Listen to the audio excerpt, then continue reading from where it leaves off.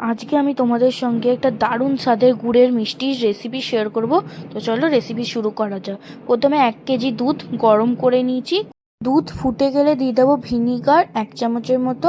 Vinegar দিয়ে বা লেবুর রস দিয়ে ছানা বানিয়ে নিতে হবে। ছানা হয়ে গেলেই একটা সুতির কাপড়ের মধ্যে সব ছানাটাকে বের করে ঠান্ডা জল দিয়ে পরিষ্কার করে ছানার মধ্যে থাকা যত জল আছে চিপে বের করে কিছুক্ষণ একটা ভারী জায়গার মধ্যে চাপা দিয়ে রেখে দিতে হবে, যাতে সব জলটা বেরিয়ে যায়।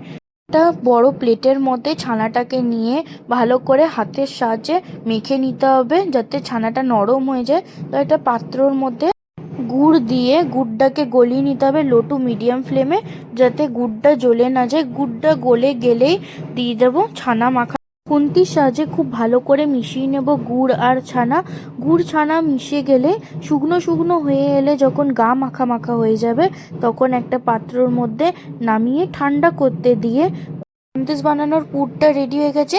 এবার শুধু হাতের সাহায্যে সন্দেশগুলোকে গোল করে আকার করে নিতে হবে। তোমরা যে কোনো আকারই দিতে পারো, আমি এখানে গোল আকার দিয়েছি।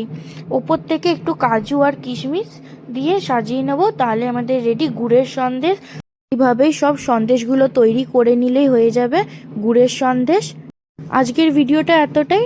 ভালো লাগলে লাইক, কমেন্ট, শেয়ার, সাবস্ক্রাইব করতে ভুলো না। কমেন্টে জানিও মিষ্টিটা কেমন লাগলো। Thanks for watching. Radhe Radhe.